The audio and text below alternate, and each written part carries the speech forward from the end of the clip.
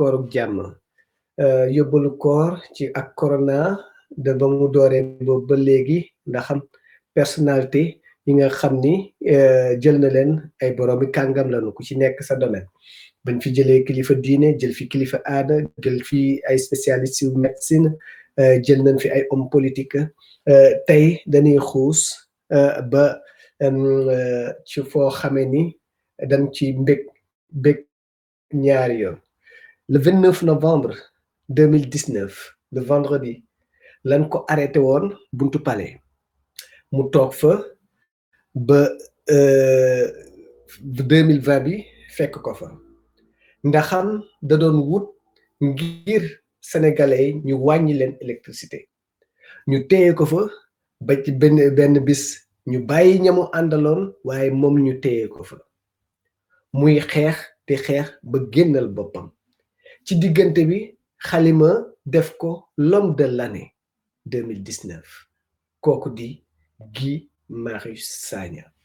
Guy Marius Sagna l'homme de l'année de 2019 de Halima moom la ñu indi tey ci yóbbalu jullit yóbbalu koor gi dañ ko defi homme de l'année parce que nañu defee woon 2015 professeur Seydi tey noonu lañ jëlee Guy def ko homme de l'année 2019 ndax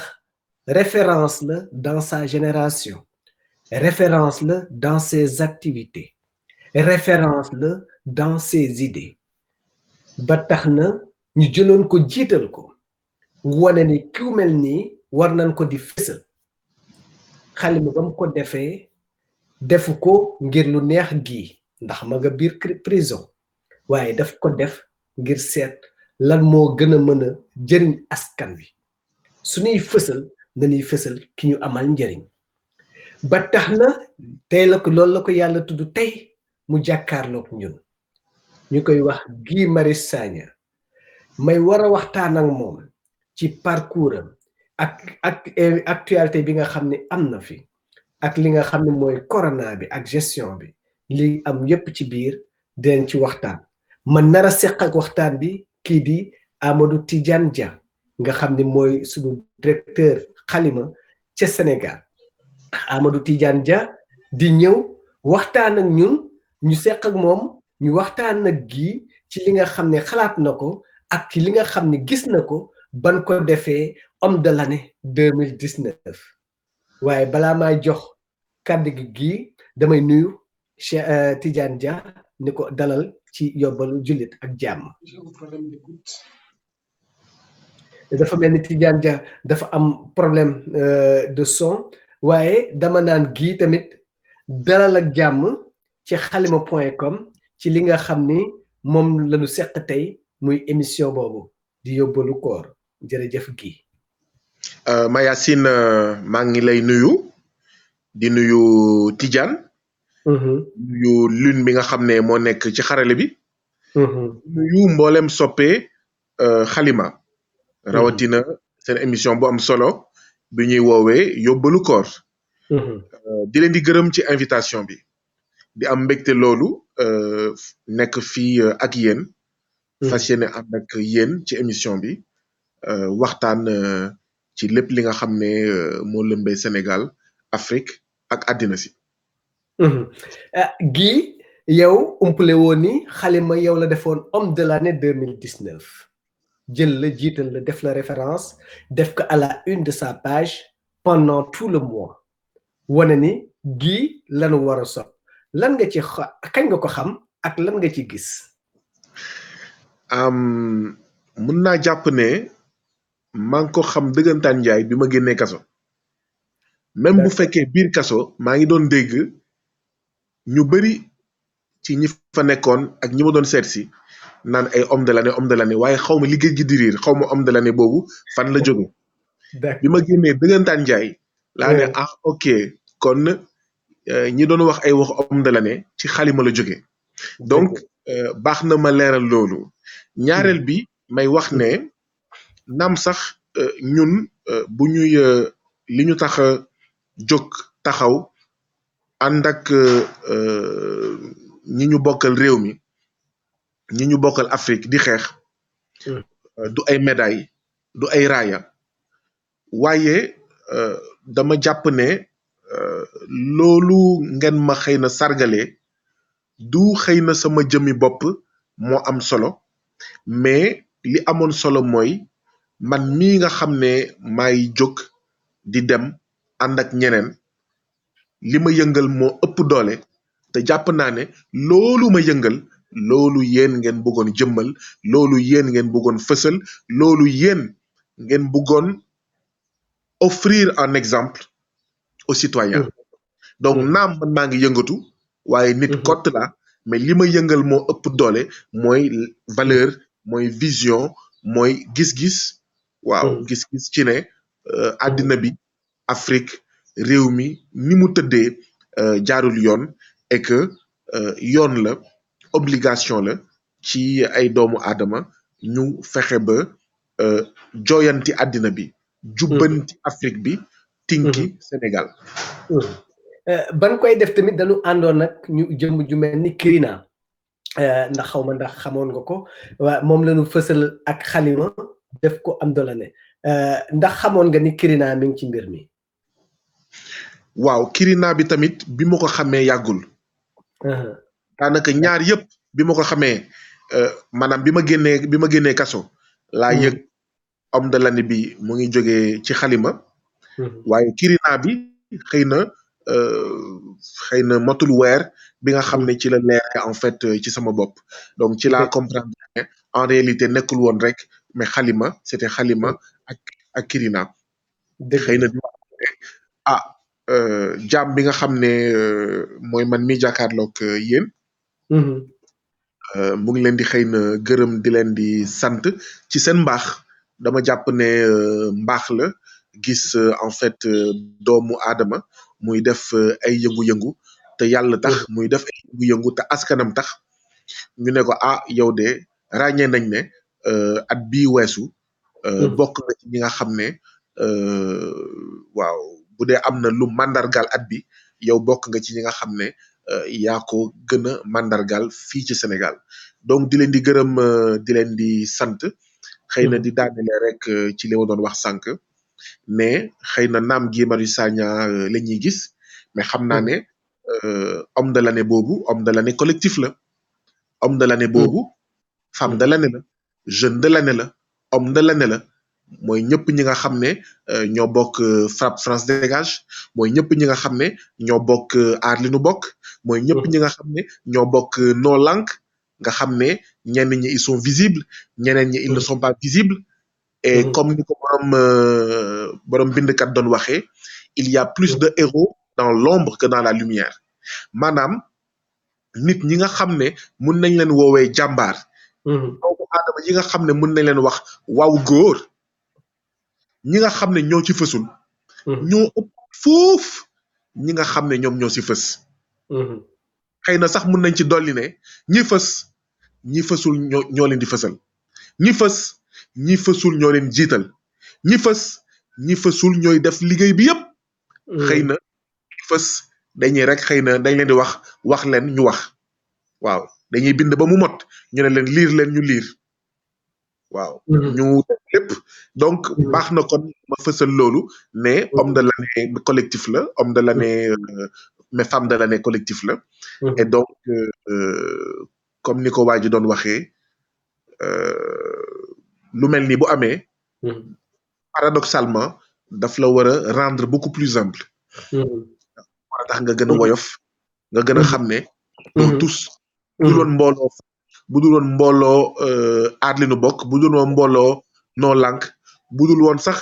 askanu Sénégal bi nga xam ne moom mooy xeex pour jot boppam yow doo feeñ bay fës donc jërë ngeen jëf yéen waa Xalima jërë ngeen jëf yéen waa Kirina jërëjëf Guy dañuy dugg ci biir waxtaan bi bu weer yow ban la koy def boo yaa ngi ci biir Ndungu Sine lan nga dund biir Ndungu Sine li ma dund biir Ndungu Sine mooy li nga xam ne moom laa tàmmoon dund saay su ma fa demee ndaxte sama duggu camp pénal du woon guléet ci man ci duggu kaso Sénégal donc condition yi ma tàmmoon gis ci kaso Sénégal moom laa fa fekk xëy na rek lenn rek moo ci bees mooy musuma woon dugg quartier de haute sécurité donc ci camp pénal bi nag dugg naa quartier de haute sécurité voilà def ma man ñu def ma koo xam ne bokk na ci ennemi public numéro 1 Sénégal bokk na ci ñi nga xam ne xëy na boo dégluwee en tout cas état du Sénégal ndaxte moom noonu lay communiquer day naan quartier de haute sécurité prisonniers yu gën a dangereux ci Sénégal lañ fay dugal naam sax damay profité di wax ne am na ñu nekk quartier de haute sécurité yoo xam ne ba léegi kenn attegu leen te comme kenn attegu leen ça veut dire que il faut présumer l'innocence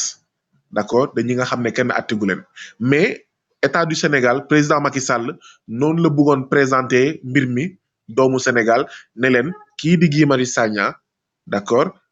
maanaam terroriste la kii di Guy Marius Sagna bokk na ci sambambo yi gën a dangereux ci Sénégal la preuve sax mu ngi quartier de haute sécurité donc condition yi ma tàmm gis kaso laa fa gis maanaam bon lekk yoo xam ne wax dëgg yàlla bon tane na tane na yeneen secteuru kaso camp pénal tane na lekk bu am fële ca rëbës waaye ba léegi dañ lay tibbal reer li ñu lay jox mu leer la ne dafa nëpp dañ lay tibbal añ mu leer la ne jën bi dafa nëpp d'ailleurs sax saay bu ñu la tibbalee jën day nekk jën boo xam ne dañ ko saaf ba mu wow waaw dañ koy saaf ba mu wow comme ça mu bañ a xeeñ dañ koy saaf ba mu wow comme ça cafka gi waaw mu mën a jàll donc condition yooyu laa fa fekk fa tamit ba léegi ñoo xam ne dañ fay def ay at kenn du leen atte dëgg la donc muy loo xam ne du dëgg du yoon les longues détentions donc situation boo xam ne man sama wàllu bopp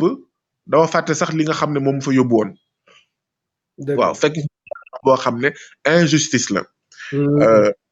Mandela bokk na ci li mu bind bi mu nekkee kaso te bi mu génnee ñu dajale ko dugal ko ci ay téere mu ne boo buggee xam dëggantaan njaay am réew nu mu mel na nga dem biir kaso boo buggee xam dëggantaan njaay lan mooy état demal biir kaso boo buggee xam dëggantaan njaay état nu mu mel bul xool nu muy jëflanteeg borom barke yi bul xool nu muy jëflanteeg ñi nga xam ne ñoom la seen loxo jot seen digg ginnaaw da ngay xool naka lay jëflanteeg ak ñi mu dugal ci biir kaso loolu baatu Nelson Mandela boobu maa ngi ko jàng bi nga xam ne maa ngi nekkoon rëbës et boobu ak léegi dama ko téere ndaxte dama ko gis rëbës gis ko en fait mais camp pénal muy situation yu jaarul yoon situation rek ay prisonniers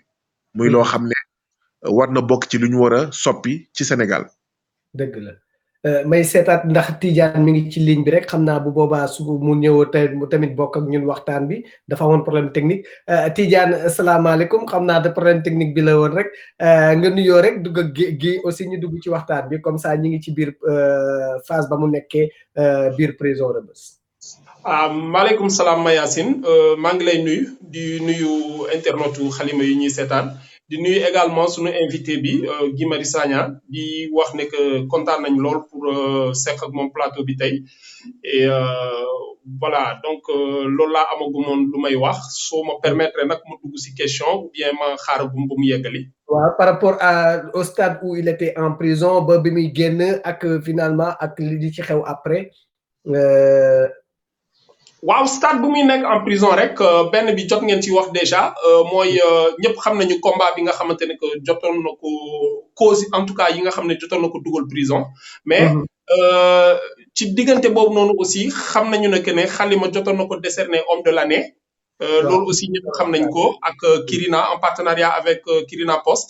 voilà donc wax na si mais ci diggante bi aussi amoon na beneen raaya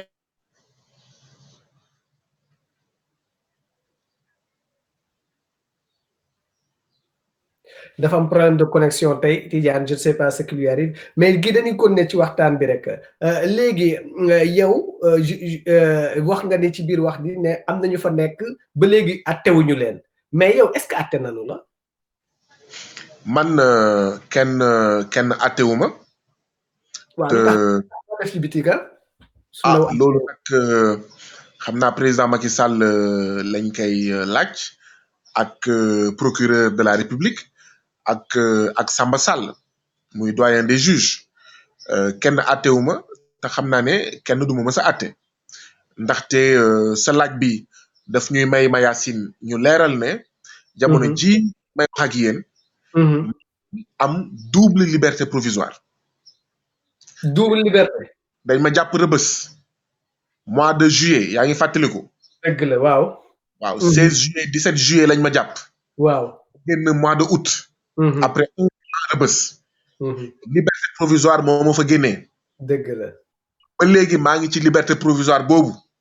oui. ça n'a pas encore été classé. c'est ça kenn àttuma kenn joxuma liberté définitive. ci liberté bi ñu jàppaat ma. muy camp pénal bii. muy 20 bii 2019. ñu jàppaat ma après 3 mois ginnaaw ñetti weer ñu def ma liberté provisoire muy ñaareelu liberté provisoire. loolu lu muy tekki Mayacine mooy. premier dossier. mois de juillet bi ma yóbbuwoon rëbës. bu leen neexee ñu xëy jàppaat ma ne ma ñuut ndaxte am na ci seen wax élément bu bees. dossier bii. nga xam ne moom laa génne yàggul camp pénal bu leen neexee ñu jàppaat ma dugaat ma kaso ndaxte nee nañ élément bu bees am na. muy kon ñaari liberté provisoire. fa baax gaa yi jàpp ne affaire yi jeex na de. maa ngi ci ñaari liberté provisoire. d'ailleurs samay avocat ñu ngi doon waaj a yóbbu xeex bi beaucoup plus loin dem couru CEDEAO parce que du dëgg du yoon foog ñu àtte ma définitivement bàyyi ma définitivement parce que risque bi ak danger bi mooy. ñii bu ñu leen seetaanee waaw dinañ ne am na élément bu bees waaw xëy na bu ma leen sonnalaatee wala ñu jàpp ne waaw fu mu ne affaire yi métti na ñu inventé ay éléments yu bees ñu jàppaat ma donc ñaari liberté provisoire laa am duñ ma àtte nag lu tax duñ ma àtte mooy arrestation bu njëkk bi yóbbu ma tribunal mooy nar a waxtaanee biir tribunal àddina bi yëpp di ko dégg présence militaire française en Afrique. ndaxte loolu moo taxoon ñu jàppoon ma 2019. ndaxte dañoo ne man dama def fausse alerte terrorisme. alors que FRAPP dafa def benn communiqué pour wane ne war nañ bàyyi xel ci teewaatu France biir Afrique. dafa mel ni France. effectivement gën a teew ci Afrique terrorisme gën a am doole. donc yow boo waxee tribunal man Guy Marius Sagna kenn du fa waxtaanee samay wax. parce que ba mu yóbbee tribunal munoo muusa ko waane ba Guy Marius Sagna ak ay avocat wam du ñu wax ci présence militaire française en Afrique. bii itam ba mu yóbbee tribunal pour yoon bu mujj biñ ma jàppee kaso. mais li ñu nar a waxtaanee kaso plutôt maanaam tribunal mooy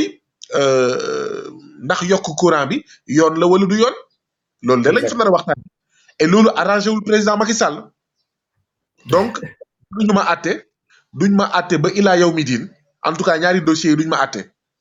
mais xanaa ñu inventé beneen affaire ne damaa sàcc ginaar wala damaa sàcc soble wala kon dañ ma jàpp ci biir couvre-feu bi xanaa loolu. mais bu dee façon yooyu. bëgguñu français fa ñu koy wax tribunal. bëgguñu base militaire française ñu koy wax tribunal. parce que day jox riir xel. donc waaye danger la ci man parce que ça veut dire que man je suis en sursis. d'accord oui c'est vrai. bu leen neexee mun nañ inventé ne am na élément bu bees ñu jàpp ma ne ma waaw ñukk ci biir kaso bi. exactement dafa mel ni Tidiane ñëwaat na su Tidiane ñëwaatee ma introduire ko aussi une seconde fois Tidiane. oui Mayacine. waaw. waaw maa ngi jégalu si problème technique bi nga xam ne moo koy am ba sànq ba léegi. waaw donc question bi ma bëggoon poser Guy Marius Sagna rek mooy ginnaaw ba mu jotee raaya homme de l'année Halima ak prix du COJEB bi moom lan la ko def est-ce que raaya yooyu noonu jot na ko conforter si combat bi nga xamante ne que mu ngi koy mënee wala dafa am leneen loo xamante ne que war nañu ko mën a wax par rapport ak loolu. xam naa dina ci wax rapidement rek parce que revenir rapidement parce que waxoon na ci en début Guy. ok donc jotuma woon dégg boobu daf ma rëcce. dëgg la jërëjëf Tidiane maa ngi lay nuyu comme ni ko Mayacine waxee junj naa ko sànq. xanaa rek bamtuwaat ko ci tënk ci ne aji bëgg réew buy xeex bëgg réewam bëgg askanam ak bëgg mais continent am Afrique moo tax muy xeex xeexul pour ay médailles xeexul pour ay raaya xeexul sax pour ñu ne ko waaw góor ñu wax ko waaw góor ñu ñàkk ko wax waaw góor li muy xeex waru garam la maanaam c'est une obligation c'est un devoir ndaxte buñ lay noot waroo xaar kenn mu lay wàllu ku dul sa bopp or ñun Sénégal ñun Afrique dañ ñuy noot léegi nag ni ma ko mënee ni mu mën a jàngatee prix yooyu nga doon tudd Tidiane xanaa rek xëy na jàppee ko comme encouragement jàppee ko comme ne ah ñun de sas nañ la ci ne nit ñu bari am nañ yaakaar ci yow nit yu bari ñu ngi rafetlu xeex bi ngay xeex te nga bokk ak ñeneen bul war de bul war bul trahir waaw bul wasalu waaw bul dem ba mel ni ñoo xam ne dañ doon wax weex na ñu jékki-jékki rek mu ne ñuul na fekk ne affaire baa ngi weex ba léegi donc dama ko jàppee sas mbir mi dafa gën a diis ci man et comme ni ma ko doon waxee sànq foofu laay daanelee Mayacine mooy da lay obligé nga gën a nekk humble da lay obligé nga gën a waaw ba pare nga war a xam ne exactement nga war a xam ne comme ni ko waa ji doon waxee il y a plus de héros dans l'ombre que dans la lumière waaw yow mi fës dafa am ay téeméer ak ay téeméeri nit yi nekk ci ginnaaw kenn gisu leen kenn xamu leen ñoo xam ne ñoo def liggéey bi yëpp yow nga fës raaya boobu la bu doon man rek tekkiwuma dara bu doon man rek kenn duma xam bu doon man rek kenn duma gis alors le combat citoyen bi ngay mëne début bi nan la demee woon comment naka la ko sa proche yi accueillir xarit yi parents yi waaw combat bi du combat bu bees combat bu yàgg la alors pour bañ a gën a sori mun naa ne par exemple déjà bi may nekk école nationale de développement sanitaire et social de formation en travail social fi nga xam ne fa laa amee diplôme d'état de travail social am na benn année boo xam ne nekkoon naa président du comité des élèves mais bon jamono jooju sax yóbbu nañ ma conseil des disciplines école bi bëggoon na ma dàq définitivement mobilisation élèves yi tax ba ñu dàq ma pour 8 jours donc déjà jamono yooyu nekkul woon lu yomb bi may nekk université Cheikh Anta Diop bon mënutuma compter ñaata yoon la xeex pour ak yelleefu ndongo daara yi nekk ci daara yu kawe ya mënu ma leen wax ñaata yoon lañ ma jàpp ñaata yoon laa yendu wala laa fanaan sax commissariat wala kon wala gendarmerie d'accord donc loolu musul nekk lu neex pour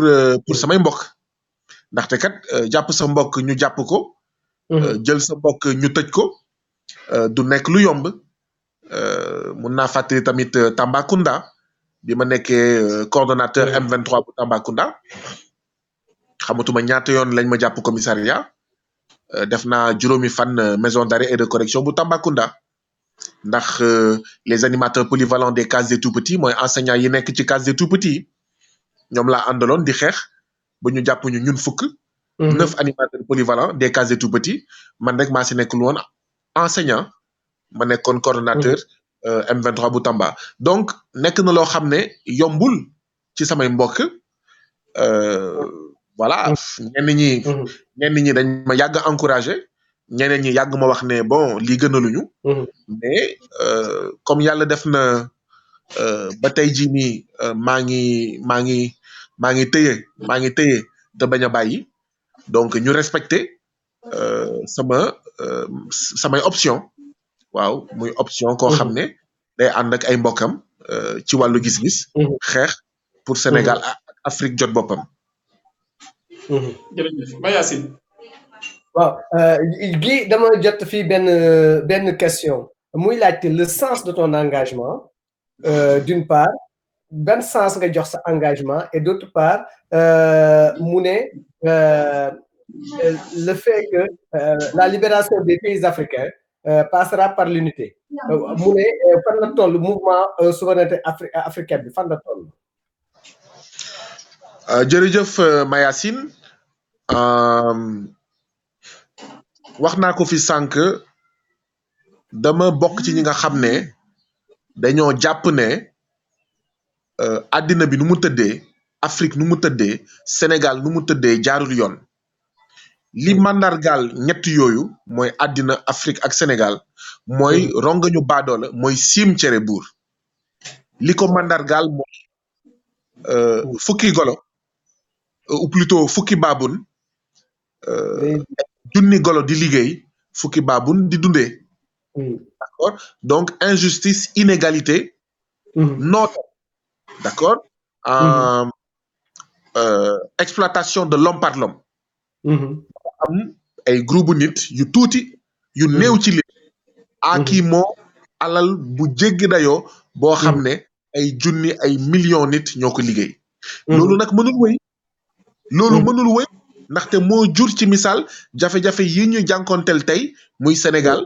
muy Afrique muy États-Unis muy Italie muy Espagne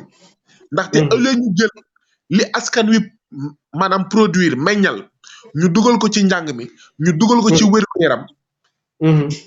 ñu jël alal boobu lim bu tuuti séddoo ko aaki moo ko ñu bàyyi ñi ëpp ñu torox du ñu am système de santé bu baax du ñu am système éducatif bu baax du ñu am en tout cas maanaam dund boo xam ne dafa dëppoog tedd nga donc loolu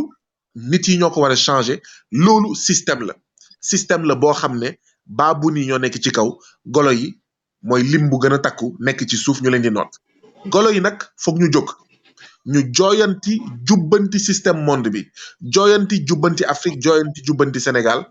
ngir fexe ba li ëpp ci limu askan yi waaw mën a tedd bu fekkee ñëpp mënuñu tedd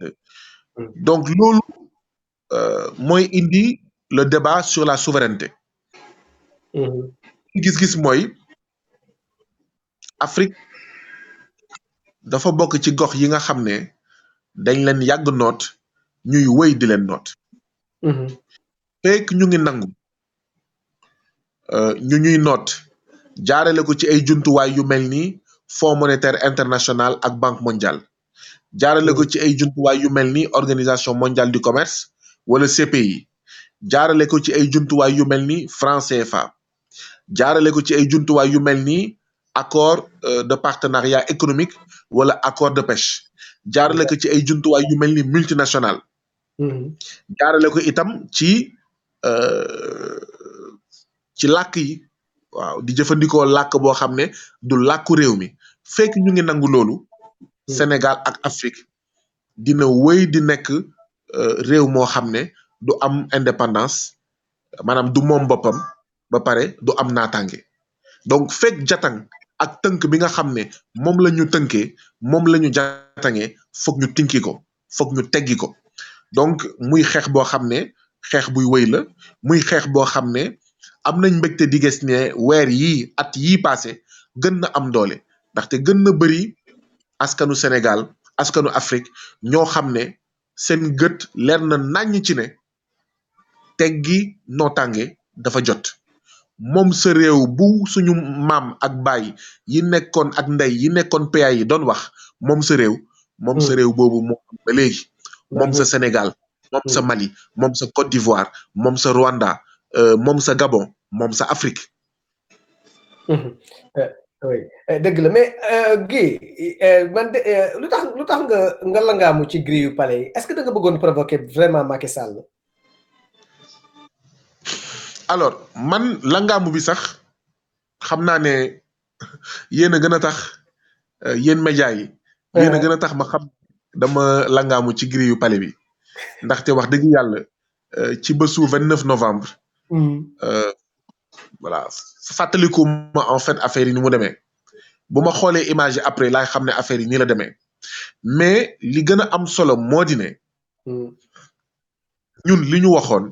mooy mënuñu nangu ñii jël suñu alal di ko pasar di ko séddoo ñuy tëral politique boo xam ne politique générale ak politique énergétique boo xam ne doxul ba pare ñu ne ñun ñoo koy fay ñun askan wi nanguwuñu ñu yokk courant bi donc loolu moo amoon solo ñu wax président Macky Sall mu dellu ginnaaw ci njëgu courant bi mu yokk ne ko may nañ ko ñaari fan bu ko defulee dinañ marche ba pale yemuñu si ñu déposer lettre table préfet ndaxte ñu bëri dañ koy faral di fàtte ñenn ñi di def di ko tey di ko nëbb dañoo déposer lettre ci table préfet respecté délai yi ne ko bés sangam waxtu sangam bëgg nañ dox diggante place de l'Obélisque jëm palais présidentiel donc ñun nëbbatuwuñu ba pare dañoo tàggu ba pare dañoo informé dañoo yëgle donc ñu dem ba palais mais balaay sax marche bi di am préfet bu Dakar Alioune Badara Samb woo nañu dama bëgg ngeen bàyyi marche bi parce que mënu ma leen ko autoriser mu ne ñu est-ce que du ngeen tànn feneen. waaw yaa arrêté bi moo tax. waaw waaye mu ne ñu est-ce que mënu leen tànn feneen ñu ne ko waaw mun nañ tànn feneen mu ne ñu fan ñu ne ko makkaanu Sénélec bu nekk rue Vincent. d'accord. parce que ñun courant la ñuy xeex. donc ñun amuñu benn problème. bu la neexee duñ dem palais duñ dem place de l'Indépendance dañuy dem siège national Sénélec bu nekk rue Vincent wetu Saint-Michel ñu def fa suñu manifestation bu ñu paree ñu ñibbi mënuñu foofu tamit mënul nekk ñu ne ko préfet boo xamul buur saay na di nga xam buur dee na ndaxte nag li ngeen doon wax naam dëgg la mooy combat pour la souveraineté économique waaye tamit dafa am leneen lu si laxasu muy combat pour la souveraineté populaire mooy askan wi nag war na am sañ-sañ jàkkaarloog palais présidentiel wala assemblée nationale wala ministère du commerce wala ministère de l'intérieur pour ñaxtu bu fekkee revendication am dafa lié ak ministère du sport wala ministère du tourisme. donc loolu donc mu lànk ñu ne ko comme yaa lànk ñun itam ñoo bañ loolu moo indi marche bi loolu moo indi ñu dem palais waaye mu ñàkk dem palais bu fekkee préfet bu Ndakaaru ak ki nga xam ne moo nekk ci kawam muy président Macky Sall nangu woon nañ Sénélec. oui man Guy Marius gis nañu aussi bi nga génnee prison da nga dem directement en Casamance loolu acte boobu noonu lan lay tekki da nga demoon wuti doole wala da nga demoon dellu pour rootiwaat wala lan. Tidiane bi ma génnee kaso camp pénal demuma directement Casamance li am mooy bés bi ma génnee camp pénal bés boobu ay 23h wala minuit laa jóge Dakar dem seeti ñi may woowee sama ñaari jabar mooy sama jabar ak sama doom bu jigéen balaa maa dem donc bi ma génnee le même jour lañ ma ne waa Casamance dañoo bëggoon organiser marche bi may nekk kaso sax waxoon nañ ma ko. bi may nekk kaso lañ ma ne waa Casamance dañoo bëgg a organiser marche pour exiger ta libération. dimanche boobu la waroon am dimanche 8 mars bi ma génnee kaso ñoom ñu soppar ñi affaire bi ñu ne comme yàlla def na génn naa ñoom dootuñu defati marche pour exiger ma libération dañuy def marche dañuy def maanaam jotaay boo xam ne mais conférence la ak sargal ma ne leen maa ngi soog a génn kaso dama sonn may leen ma dem seeti samay jabar ba ñu d'accord ci loolu bi ma demee seeti samay ñaari jabar maanaam sama jabar ak sama doom bu jigéen ci lañ ma woowaat ne ma waa Casamance nee nañ dimanche bii soxla nañ la foofu noonu la demee de waaw dëgg rek neex yàlla ci diggu weeru koor bi noonu la demee maanaam marche la boo xam ne c'était prévu avant may génn pour ma libération ma génn nit ñi xam naa ànd ak seen xër mais comme marche mënatul am foog nga ñëw nag nga defal ñu conférence ba pare ñu sargal la mais surtout ñu ñaanal la donc waaw léegi nag ma nekk ak sama ñaari jabar am na ñoom ñaar li ñu moom am na man li ma moom waaye am na loo xam ne man moomuma ko donc noonu la ñu wax jéem naa fexe ba sonn pour dàq ko ba beneen yoon ñu ne ma dimanche rek donc noonu laa demee Casamance c'est important de le dire comme tel d'accord donc ku ma xam sax xam ne man kenn musul xam fan laa dëkk fan laa cosaanoo ci Sénégal kenn musuma dégg may tudd ay mbiru Casamance wala Ziguinchor kenn musul dégg ne man maa ngi dëkk Etomé maa ngi juddoo Etomé kenn musuma dégg may wax naan waaw foog sama dëkk am ndox am courant waaw xeex kenn may dégg yëpp Casamance musu si bokk xeex général la ci Etomé mi nga xam ne amul courant amul ndox bés bi ma fa demee ngeen ko xamee donc man bokkuma ci ñi nga xam ne dañuy def de la manipulation des sentiments religieux de la manipulation des sentiments confrériques de la manipulation des sentiments ethniques bokkuma ci ñooñu parce que dama xam ne yooyu ay matières inflammables la maanaam kenn warul foowee diine kenn warul foowee tarixa kenn warul foowee waaso ndaxte boo koy foowee mun na jur daay boo xam ne mun nga xam kañ lay commencé tàkk waaye di nga ko bëgg a fay mu tëla li xewoon Côte d'Ivoire li xewoon Rwanda yàggul trop Sénégal bëggatuñu sax mu am Rwanda ak Côte d'Ivoire donc noonu laa demee waaw bi ma demee nag gisandoo mbir mi nu mu demee muy dëgg Guy Marius beneen laaj bu ma la bëgg a laaj mooy en mi-chemin ndax jot nga mës a def taxaw seetlu nga fier ci sa parcours wala nga am benn regret si oui nga wax ñu si ban acte nga fier exactement si c'est non aussi nga wax ñu si lan nga defee benn acte boo xamante ne que regret la si yow si sa combat bi ngay mëne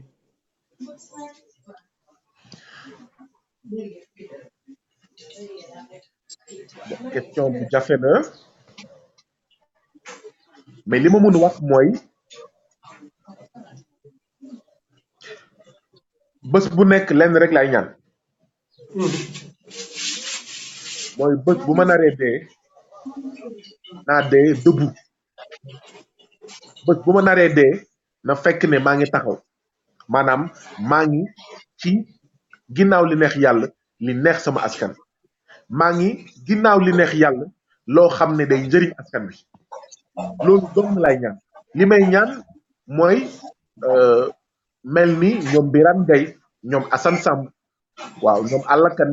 ñoom Madieye Mbodj ñoom docteur Diallo Diop waaw li may ñaan mooy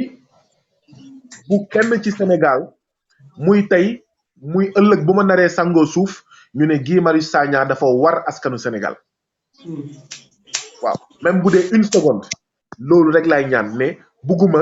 ñu jàpp ne pendant 1 minute de ma vie mus naa war askanu Sénégal donc ba nga xam ne en général sax damay naan bu démb doon tey lu raw li ma defoon lay def parce que mais Tidiane mais xoolal suñu situation hôpitaux yi bi ñu évacuer sama mbokk sama doomu ndey Abdou Karim Gueye Karim Xrum-Xax ñun waxoon dañuy def sitting devant le ministère de la santé on l'avait même annoncé waaye xat-xatu jamono dossier yu bëri xeex yu bëri tax ba defuñu ko man fii laa defoon poste mois de juillet bi ndem si yàlla Ousmane Tanor Dieng génnee àddina yàlla na ko yàlla yërëm fii laa defee poste ne quel gâchis quelle tristesse juróom fukki at ak juróom-ñeent ginnaaw indépendance suñu kilifa yi ñu ngi dem deewi di dem faju di dem deewi bitim réew quel gâchis quelle tristesse loolu bokk na ci li mu yóbboon Rëbës dama ne bu démb doon tey man dama jàpp ne awma li may regretter lu dul benn regret li ma def y a 1 an y a 3 ans y a 5 ans y a quelques mois dama jàpp ne lu raw loolu la ñu waroon def ngir suñu système de santé bañ a mel ni mu mel ci jamono corona parce que bu ñu soppi woon mbir mi y a 1 an y a 5 ans waxuma ne duñu tiit ci corona waaye dinañ gën a am kóolute ci suñu système de santé dinañ gën a am kóolute ci ne corona lu mu xarañ suñu ay infirmiers suñu ay ambulanciers suñu ay médecins nekkuñu di liggéey loxo neen donc Tidiane ci gàttal pour tontu sa laaj mooy rëccooguma dara dama jàpp sax ne waaw bu démb doon tey lu raw li ma defoon démb ak barki démb moom laay def ngir fexe ba soppi li am tey ndaxte tey mu ngi jóge ci démb suba mu ngi jóge ci tey tey lu ñu deful duñ ko gis suba lu ñu def tey ngir fexe ba santé éducation kaaraange alimentation mbéy mi napp gi lépp lu ñu xeex tey mooy joxe suba donc loolu daal lay ñaan li may ñaan mooy waaw roy ci résistant ak panafricain yu baax yi Baye Niass Mame Bamba Aline Sitoé Diatta Yacine Boubou ñoom Cheikh Anta Diop ñoom Mamadou Dia waaw ak ñoom seen waaw mais tudd naa fi ñoom Birane Gueye ñoom Assane Samb waaw ñoom Allakan ñoom Jo Diop ñoom Madiay Mbodj waaw ay góor ak ay jigéen Binta Sarr ñoom Maktar Fofana Niang ñu bëri ñoo xam ne waaw ñu ngi fi woon ñenn ñi ñu ngi dund ba léegi ñenn ñi ñu xam leen ñenn ñi xamuñu leen te musuñu war musuñu tokki musuñu dellu ginnaaw ba tey ñu ngi naan moom sa réew bokk sa réew defar sa réew. jërëjëf Mayacine. Mayacine ma delloo la kàddu gi. waaw jërëjëf Tidiane jërëjëf Guy.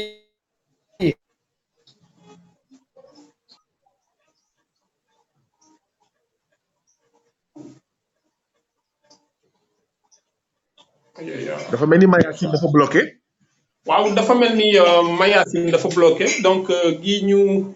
woyandi waxtaan bi en attendant que ñu ñëwaat voilà donc ñëwaat na. ci jamono ji ñu ajustement wu état bi mesure yi ñu jël corona bi. alors dégguma torop question bi yëpp parce que dafay dagg mais li ma si njort li ma ci for li ma ci mën a wax waaw communication bi dese naa leer Mayacine duma la dégg bu baax.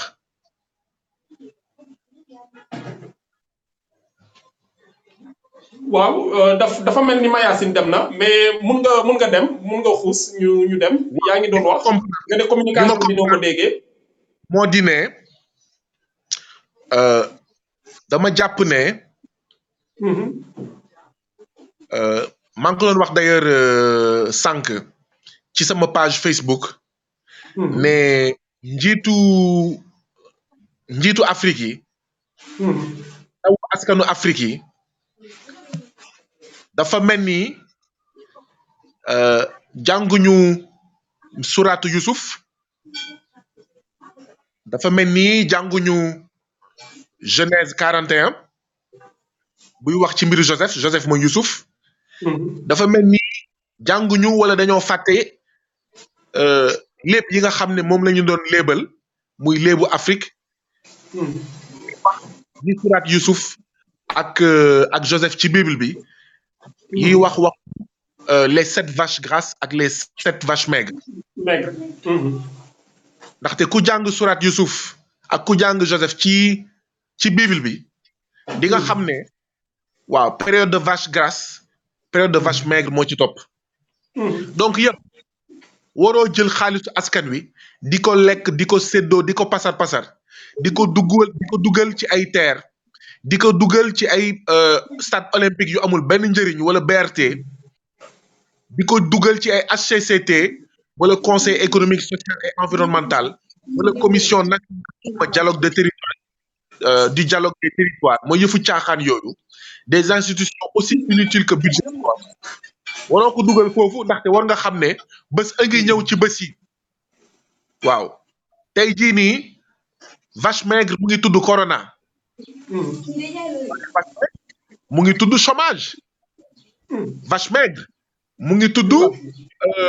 tudd jafe-jafe yi ñu am ci wàllu njàng crise bi am ci wàllu l'école jafe-jafe bu am ci wàllu wér-gu-yaram jafe-jafe bu am ci wàllu mbéy jafe-jafe bu am ci wàllu napp gi jafe-jafe bu am ci wàllu artisanat bi ak ñoom seen waa léegi yow au lieu nga jël xaalis bi dugal ko foofu nga dugal ko feneen vache maigre bu ñëwee te mu tudd corona di nga xam ne waroon nga jël xaalis bi yokk limu infirmier yi limu médecin yi au lieu que ngay tabax HCCT nga tabax ay hôpital au lieu nga tabax ay hôpital au lieu nga tabax ay conseil économique social et environnemental wala commission nationale du dialogue des territoires nga tabax ay hôpitaux recruter médecins sages-femmes infirmiers yu doy donc lii ñu nekkee tey jii nii président Macky Sall moo ñu ko teg ndaxte depuis 2012 pasar alalu askan wi di ko séddoo seen biir waaw di cëral boppam 8 milliards de fonds politiques par an di cëral président assemblée nationale 500 millions de fonds politiques par an 500 millions de fonds politiques par an au président HCCT waaw di fay jabaru former ambassadeurs yeeg ñoom seen loolu moo tax amuñu infirmiers yu doy amuñu médecins yu doy mais loolu moo tax amuñu unité de virologie nationale loolu moo tax amuñu ay unité de mise en quarantaine yu mucc ayib loolu moo tax tey jii nii am nañ xëy na jafe-jafe pour am ay tests yu doy lii mooy mbir mi donc moo tax sama baat ca kaw ñun waa FRAPP suñu baat ca kaw ñu ne noppi wuñu mais corona duñu noppiloo unité nationale bii ñuy coow duñu noppiloo waaw ndaxte unité nationale day lalu ci dëgg day lalu ci lu dëppook njëriñu askan wi loolu moo ñu topp ba léegi mooy kon président Macky Sall waroon na déglu Youssouf Sénégal yépp yi nga xam ne ñu ngi ko daan wax président Macky Sall période de vache maigre mu ngi ñëw président Macky Sall waroon na déglu Joseph yépp yi nga xam ne depuis 2012 ñu ngi wax ak moom naan ko président Macky Sall bés a ngi ñëw ci bés yi bés boobu ñëw na ay yoon ñëwaat na tey ci mbubbu corona li ci gën a métti nag mooy loolu bu xasee ba am mun nga jàpp sax ne ok loolu démb la woon ak barki démb waaw corona bu ñëwee ne këtt ne jonn lan moo war un bon père de famille lan moo war kilifa bu nekk ci kër taxawaay boobu nag dese naa ko gis ci président Macky Sall ndaxte foogoon nañ ne dina profité ci corona bi pour jubbanti jooyanti li nga xam ne moo ko war a def waaye loo ci gis ci biir corona bi ñu ngi profité ci corona bi pour enrichir sa belle famille pour enrichir ses proches pour s'enrichir mu mel ni ba tey président Macky Sall déggul message bi nga xam ne corona mu ngi koy jox loo ci gis mbiru Diop Sy loo ci gis mbiru Mansour bi ci des mooy dañoo jàpp ne président Macky Sall bu ñu ko toppee ba décembre dinañ nekk ci état d'urgence 500 dépistage 400 dépistage ba kañ boo amee 1000 dépistages par jour da ngaa soxla junni fan pour dépister 1 million de citoyens sénégalais junni fan xam nga mooy lan mooy ñetti at ñun li ñu wax président Sall mooy nañu bàyyi activité économique et sociale bi mu reprendre nañu bàyyi jàkk yi ak jumaa yi nañ leen ubbi ak église yi loolu c'est pas un danger mais à une condition te condition boobu la pareegul pour def mooy nañu def ay dépistage yu mot sëkk yu doy fépp fi nga xam ne jàngoro bi ma nga fa doomu jàngoro coronavirus bi ma nga fa nañu dépister bu doy sëkk ñi feebar ñu dugal leen hôpital mais ñi laalante woon ak ñoom ñu ber leen ñeneen ñi ñu continuer seen activité ñeneen ñi nga xam ne dañ leen dépister te amuñu ko ñu bàyyi leen ñu continuer seen activité ñii war a béy ñii war a napp ñii war a jaay marché mais lii buñ ko toppee dinañ continuer tëj suñu jàkk dinañ continuer tëj suñu église dinañ continuer ne ku nekk Dakar du dem Thiès ku nekk Kaolack du dem Fatick ba kañ loolu daal moo ñu si métti. mais bii suñu defee dépistage massif bi ñëpp mun leen dugal hôpital soit ñu wut leen kër ñu def leen quarantaine seen kër wala dara mais ñu mën ñu dugg hôpital. même dans les pays développés duñ leen dugal hôpital. waaw mais hôpital rek amu fi. Université Cheikh Anta Diop mu ngi fi. d'ailleurs sax da nga may permettre moo wax lan moo tax ñuy jël ay hôtel de campus universitaire Cheikh Anta Diop nekk fi doo si fay wala loo siy fay dafa tuuti mooy lu mu doon wax sànq rek bii bukki bii ñuur bii sàmba tànn nañ seeni hôtel pour sédd seen bopp sédd d'accord ñi nga xam ne jàpp naa ne ce sont des prête-noms mais Arena baa ngi fi mais campusu Thiès mu ngi fi donc ñàkkul ay bërëb yoo xam ne war na mun accueillir ay malades yi nga xam ne doomu jàngoro coronavirus moo nekk ci ñoom ñàkkuñu ko mais dama bëgg a gën a leeralaat li ma bëgg a wax mooy yéen mi nekk tugal réew yi nga xam ne ñoom ñoo tane ay Italie ay Espagne ak ay France mooy réew yi nga xam ne dañooy def dépistage bu takku duñu dépister ñëpp de ndaxte xëy na loolu kenn mais seen dépistage dafay takku mu mel ni Allemagne lan moo tax résultat Allemagne mi nekk Europe bokkul ak résultat Italie ak France ak Espagne c'est parce que dañuy def dépistage yu takku ñun li may wax mooy nañu def ay dépistage yu takku fii Sénégal ba pare bàyyi activité économique et sociale bi mu reprendre ñi feebar ñu faj leen cas contact yi ñu ber leen mooy yoon parce que fu mu nekk nii affaire bi dafa cher benn lépp mu ngi taxaw ñu ngi ñàkk xaalis ñaar kenn mënul bouger ñett feebar bi xamuñu kañ lay jeex ñeent dafa cher parce que yaa ngi jënd ay ceeb ak ñoom seen di séddale mu mel ni xeexuñu jàngoro waaye fande la ñuy xeex déedéet jàngoro la ñuy xeex nous ne sommes pas dans une lutte contre la famine nous sommes dans une lutte contre une pandémie jàngoro la ñuy xeex waaye boo gisee président Macky Sall muy photo wu ak ay saaku ceeb dafa mel ni moom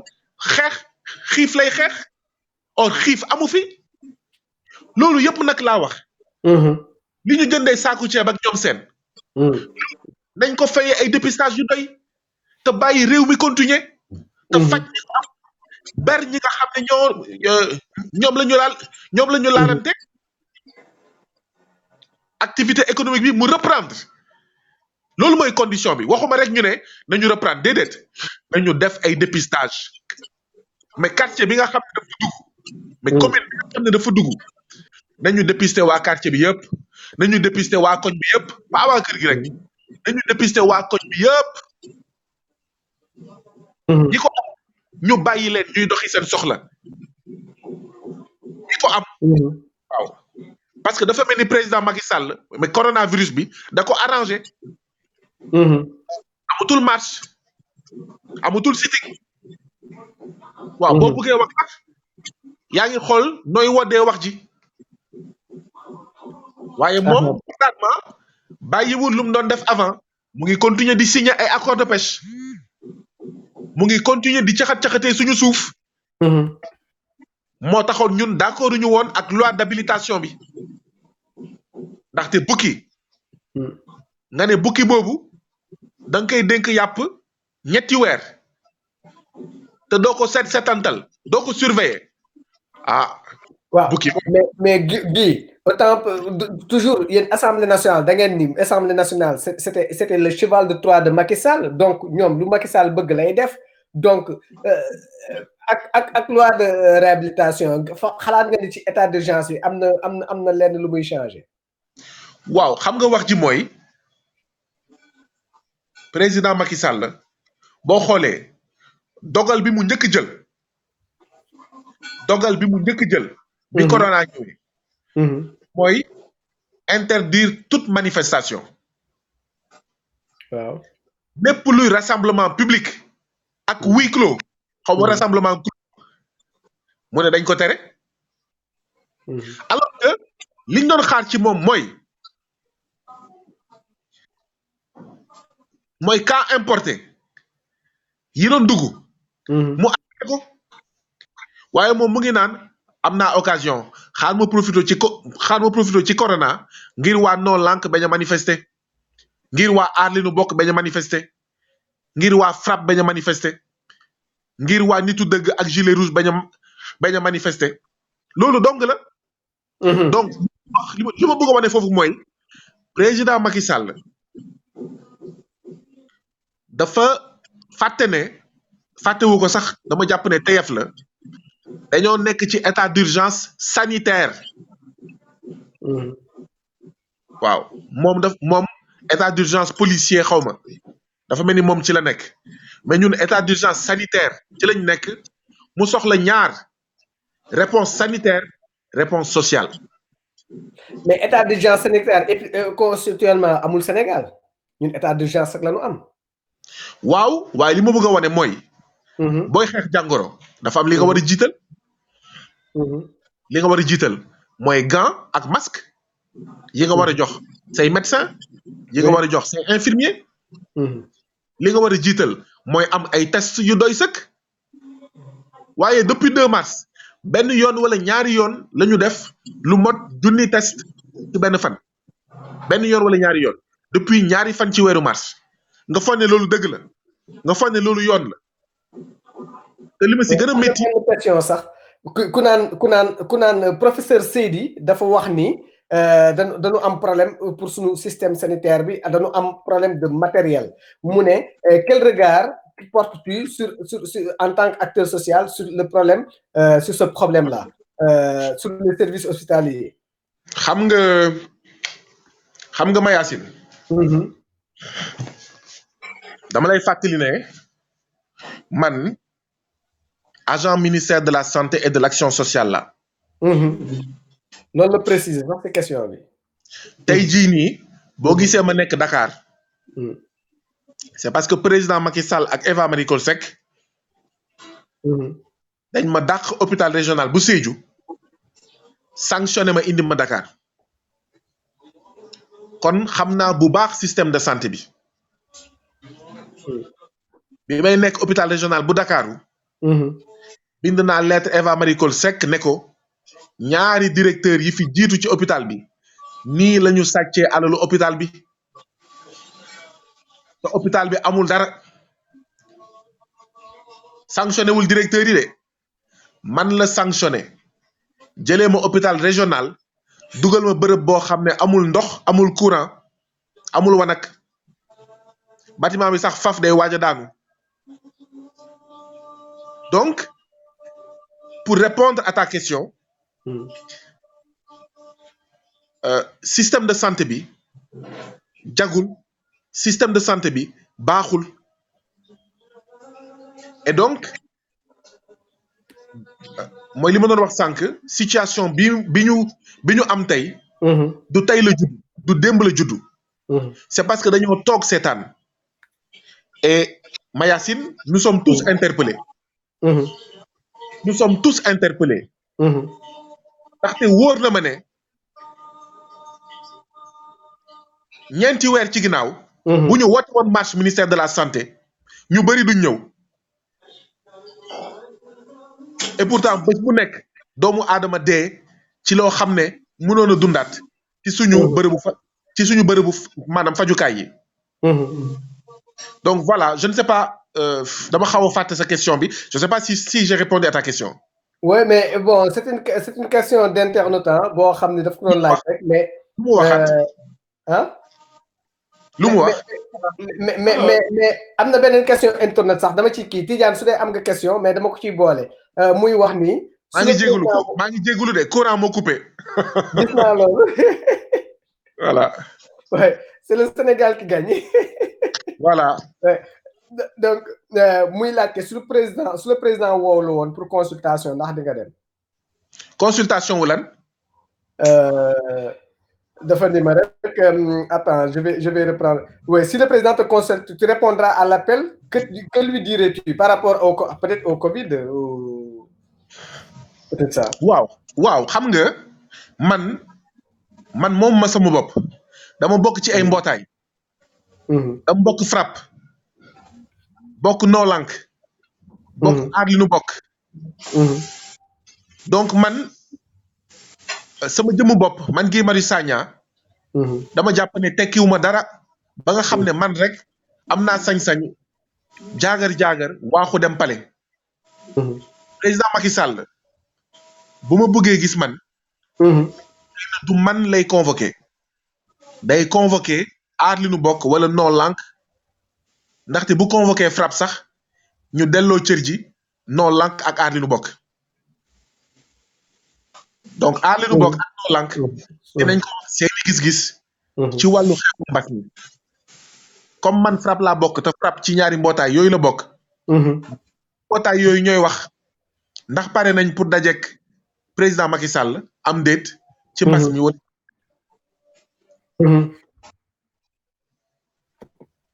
dëgg la Tidiane. waaw Mayacine dama bëggoon a xam rek ndax Guy Marius mun nañu wax en tant que ancien de l'hôpital de Sédhiou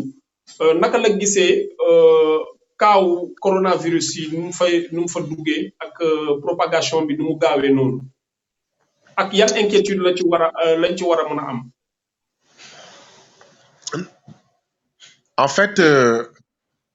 mbas mi nu mu gaaw a duggee Sédhiou nu mu gaaw a yaatuwee ci Sédhiou xëy na c'est pas propre à Sédhiou ndaxte xam nga ñun Afrique ñun Sénégal dañoo tàmm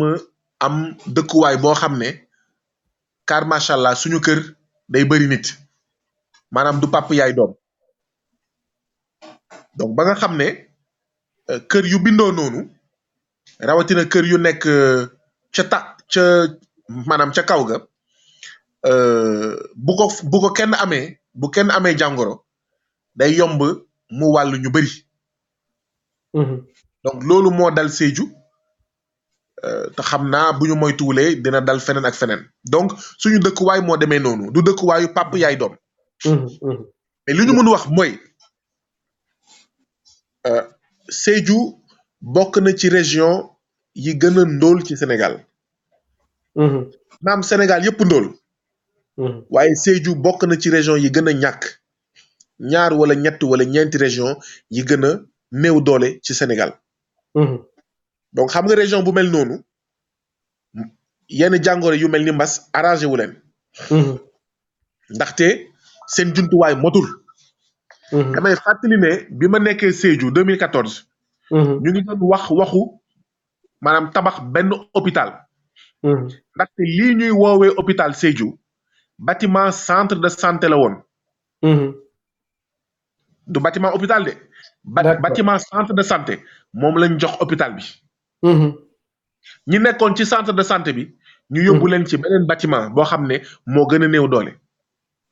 depuis 2014 ba tey ñu ngi waxu hôpital bu bees bu Sédhiou. ba tey kenn inauguré ko. xam nga loolu mooy wane ne. wax dëgg yàlla président Macky Sall xawma lu mu def waaye mais fullalul wérgu yaram. et dag may occasion ma fàttali benn wala ñaari mbir ñun Sénégal au lieu ñu am benn hôpital pour 150,000 habitants comme ni ko OMS waxee ñun ñu ngi am un hôpital pour 542,000 habitants. ah xam nga loolu rek wax na affaire bi. loolu rek ma tënk na suñu système de santé ni mu tëddee ni mu mel. waaw lu waroon ëmb 150,000 habitants mu ëmb 542,000 habitants. waaw te loolu moo tax ba tey sama baat ca kaw ñu ngi naan nañu supprimer au conseil des collectivités territoriales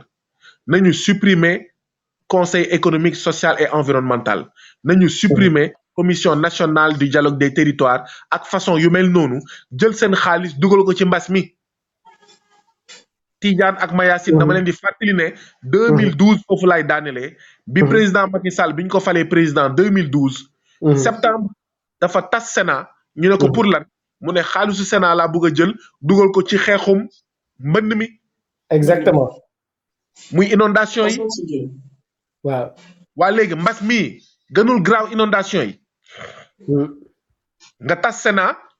ñu ne ah mais gongo nga taxawal HCCT conseil économique ak xawma commission nationale ak ñoom seen façon yu ñàkk fayda yu nga xam ne benn njëriñ lu dul pour caser une clientèle politique voilà c'est ça on va terminer Guy mais dama bëggoon laaj dernière question bi d'un internaute lan nga xalaat ci remède malgache bi waaw li ma ci xalaat mooy maa ngi jéem a jege lumière bi parce que ak courant bu coupé bi ñu ngi koy noté y a une bande passante qui l'affiche tu vois voilà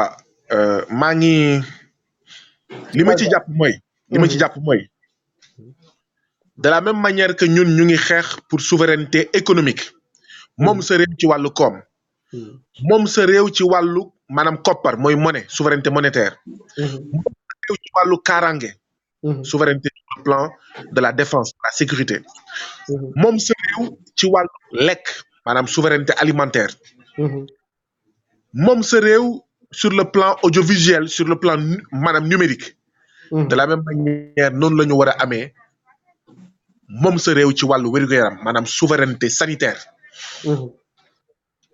moom sa réew ci wàllu wér-gu-yaram mooy nga tabax ay jumtuwaay yoo xam ne doomi réew Sénégal lay fajoo doomi Afrique lay fajoo waaye ñaareel bi mooy garab yi ñuy jëfandikoo Afrique mooy garab yoo xam ne Sénégal la bàyyeekoo Mali la bàyyeekoo Madagascar la bàyyeekoo Rwanda la bàyyeekoo Kenya la bàyyeekoo Gabon la bàyyeekoo Côte d'Ivoire ak Ghana la bàyyeekoo ndaxte nag multinationales pharmaceutiques yi ñun xam nañ leen mais xaalis moo leen tax a jóg lu leen yitteelul def garab lu leen yitteel day cher donc war nañ moom suñu bopp ci wàllu wér-gu-yaram war nañ moom suñu bopp ci wàllu moo tax d'ailleurs may ñaxtu la fekk ba tey Médis Sénégal bi tëj 15 janvier 2020 ba tey ubbeekuwul boobu ba léegi ñun waa FRAPP ñu ngi ànd ak liggéeykatu Médis Sénégal pour ne état du Sénégal na réquisitionner Médis Sénégal na ko relancer dugal ci xaalis nationaliser ko état du Sénégal nekk actionnaire en fait principal ba pare Médis Sénégal di defar garab pour Sénégal ak Afrique moo tax Madagascar man dama koy rafetlu dama koy encourager dañ ko war a dooleel ba pare am yeneen ak yeneen Madagascar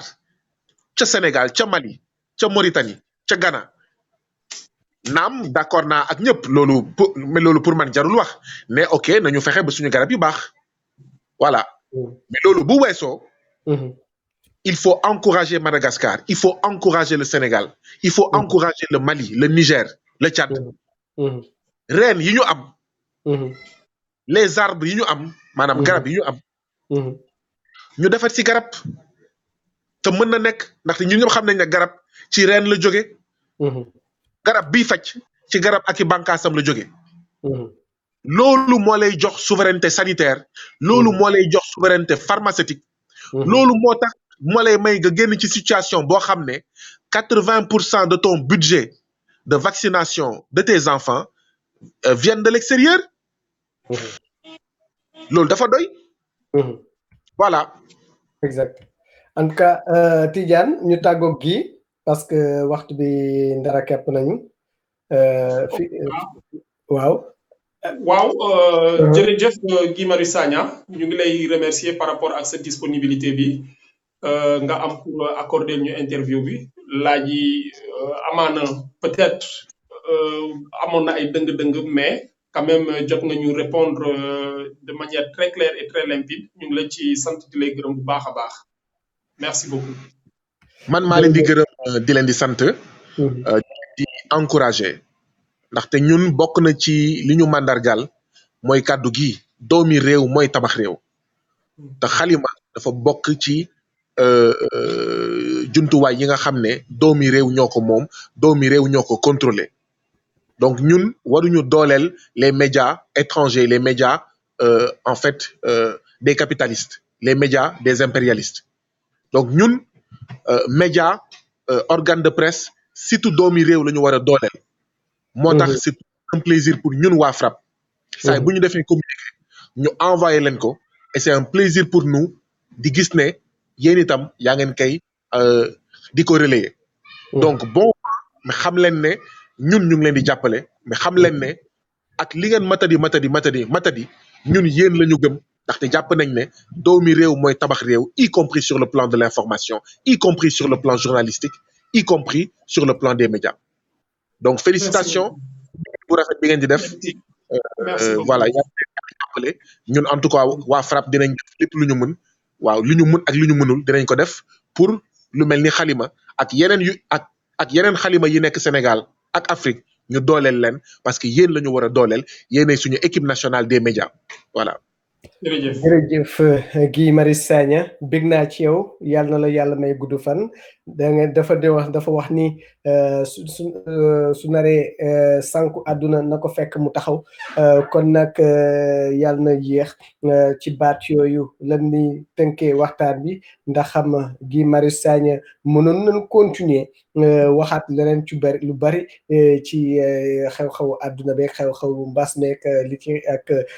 incarcération waaye yoon yemul ci benn ci baat yooyu laa leen di wax dig daje